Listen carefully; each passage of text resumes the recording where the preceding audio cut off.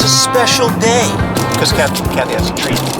Oh, that works really well. Well, first of all, this is vlog 450. Woo. We are only 50 away from the big 500. It's a big Rolls Royce. Actually, that's the Rolls Royce that we saw yesterday. We'll make a passion. You guys want to see a close-up of a Rolls Royce? Here you go.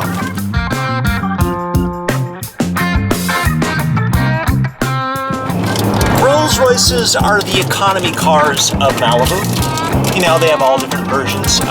Seriously expensive and incredibly expensive. Like I said, today is vlog 450. We're heading north on PCH, going back up to Oxnard to the Murphy Automotive Museum. I'm not even trying to say it. We're going to be picking up a cool car. I know it's a Corvette.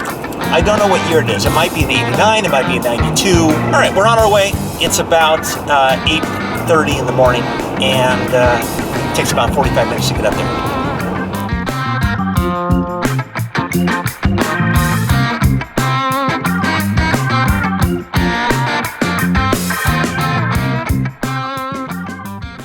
Just pulled up to the Murphy. David's not here yet. We're a little bit early. Oh, that was him. He just dinged my phone.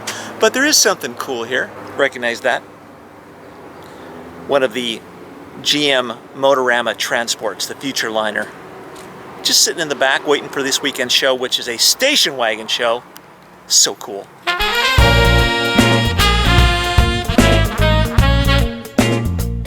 What is that up there? It's like...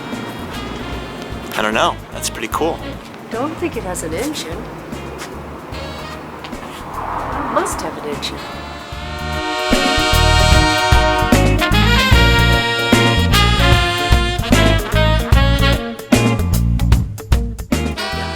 And this is what a museum looks like with no lights on.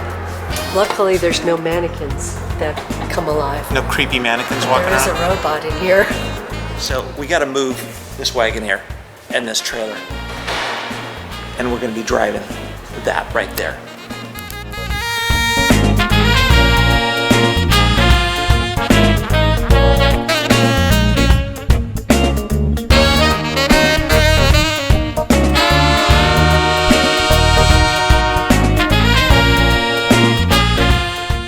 Well, this is owned by the same guy who owned that 1936 Rat Fink camper that was sitting here. Okay.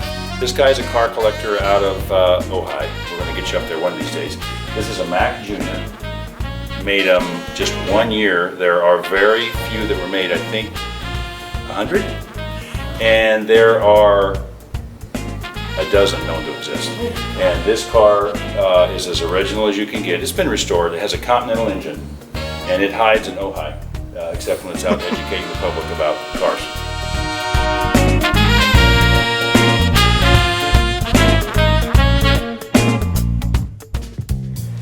This car is a very unique vehicle. You only have it for 3 weeks? 3 months. 3 months. This is DEWEY Weber's station wagon. This is a 1964 Chevelle two-door wagon, very, very rare. It was originally owned by DEWEY Weber, the DEWEY Weber. It is now owned by a private collector in Somas, and this car is here for 3 months for our pickup and station wagon show. But if you want to see the original DEWEY Webermobile, it'll be at the Murphy Auto Museum. On Sunday. October 2nd, it'll be here with the owner, and it'll be on display for October, November, December. Okay. But if we want to see a really good station wagon show, that's happening this weekend. Yeah. This Sunday.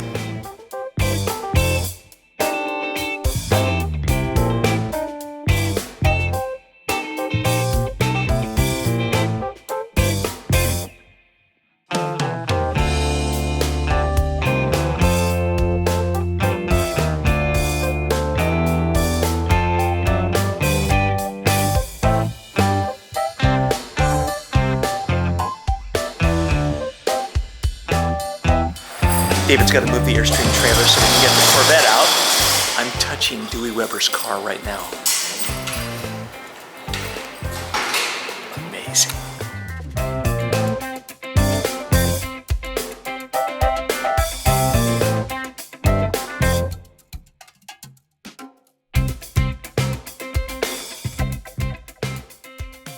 Change of plan. The Corvette needs a little bit of work, a little bit more work. So we're not going to take that car, but Kathie and I have a plan. So we're gonna roll with it, Yes. We don't necessarily have a plan, but we're going to roll. Let's go with eat. This. Let's go eat and we'll put our Always plan eat. together. It's exciting. Life is exciting when it comes to classic cars. It's all good.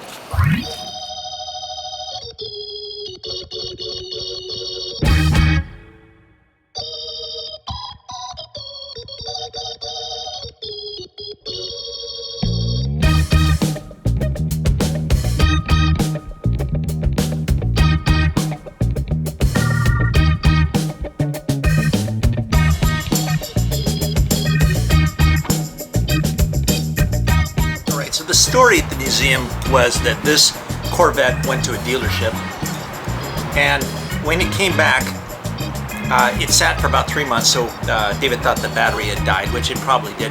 But there was a electrical box that was just kind of sitting there floating, looked like it was broken. So that was kind of an indication that something went Well, awry. Tim just picks it up and goes, is this supposed to be like this? So the dealership may have done something weird. So we decided not to take that car. We'll come back, we'll do another car. But today, Kathie and I are now up in Camarillo, and we're gonna go over to Skechers and look at some shoes. How was your lunch? It was delicious. That's not a Bentley, it's a Chrysler. Oh, They designed it to make it look like a Bentley. yeah. See, the badge goes right there. You know what, you could get a Bentley badge and stick it on there, but it would be, the badge itself would cost the same amount as the car. This gentleman was walking through over here in Camarillo, and he gave me a $1 billion chocolate bar. What's this for? And it's for our recovery centers. We got a men's home, a women's home, and a family home. We're established out of the city of Santa Paula. Our church is in Santa Paula. It's called Living Word Christian Center, everybody. It's a great deal. You guys want to know more about it? It's a great deal what you guys are doing, okay? God bless you guys and have a wonderful day. All right. $1 billion worth of chocolate. That was nice of that. Right there. Awesome.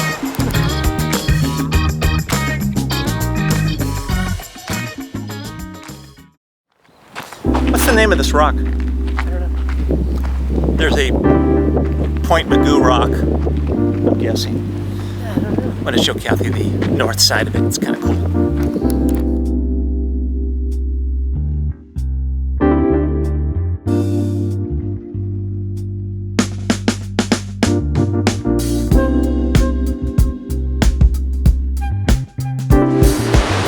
This is where the road collapsed in. This used to be PCH. This was all Pacific Coast Highway. It's kind of freaking Kathie out because there's literally nothing underneath the road. Oh my God. Kind of empty space.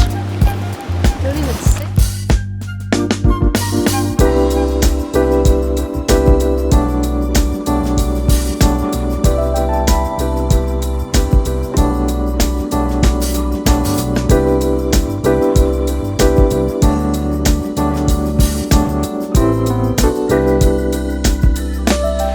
Crazy ass slackliner that is going across this chasm.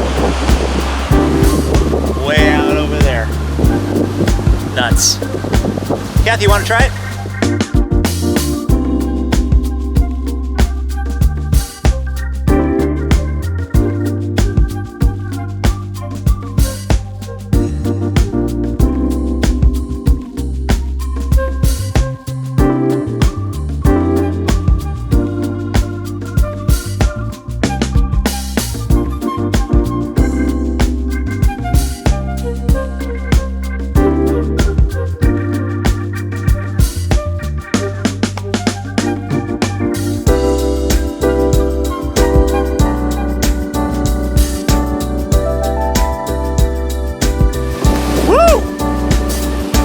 Awesome.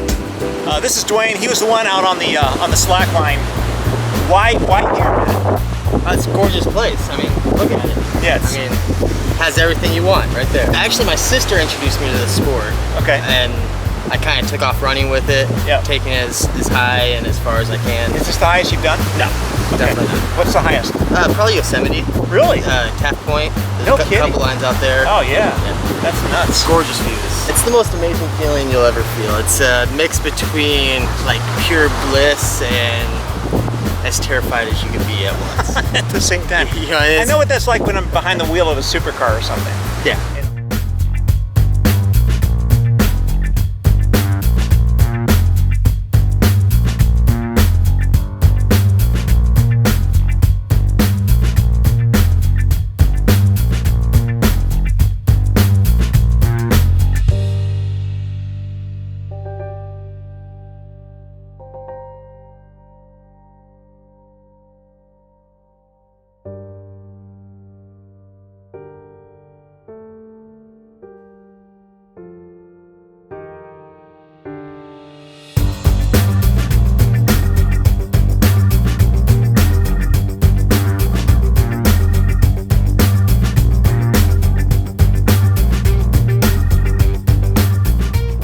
insane.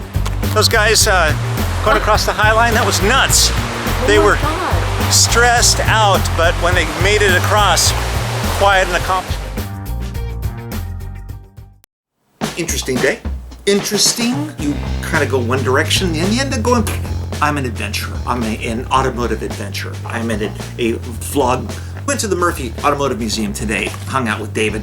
Always fun to hang out with David because you just never know what's gonna happen. We're talking about trailers, we're talking about classics. Poof, we're off and running and we end up at a shoe place. It's not so much that life has turns because there's turns everywhere. Is that it's how you approach it, how you look at it. Because in quantum physics, as you know, the observer changes the observed. And that means us being the observer, whatever we look at becomes that thing according to how we look at it.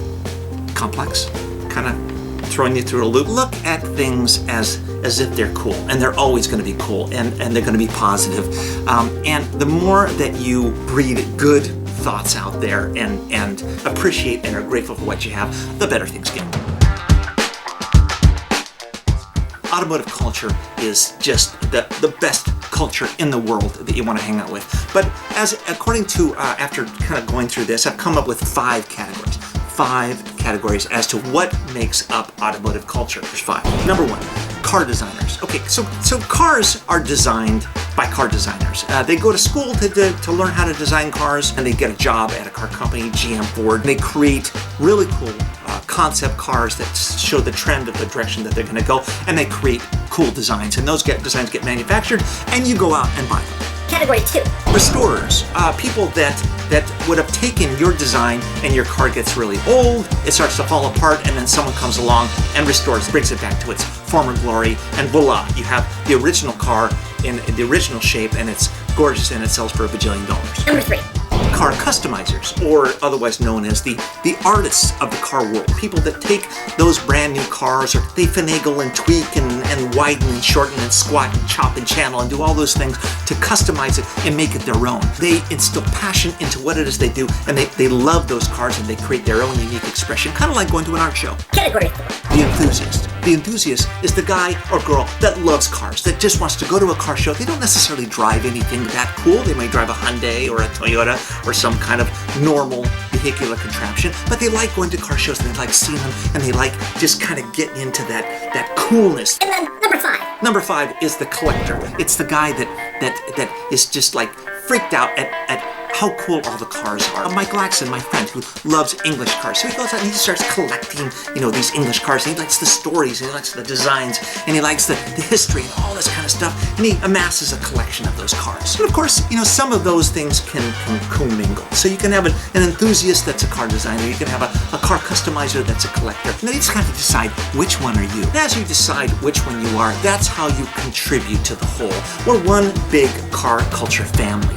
No identity is more important than the other. Everybody's good. Everybody's part of the family, part of the whole. And you want to go to these shows, and you want to do these things, and you want to just share your stories. And that's what this vlog is for. I want to take your stories and put them up front. If you're an enthusiast and you're a collector or you're a customizer or you're a car designer, I don't care what it is. If you love cars, you belong on this show. And that's it for vlog 450. Thanks for watching. Join me on Instagram, join me on Twitter, join me on Facebook, but subscribe to the vlog because this is where coolness happens. Adios!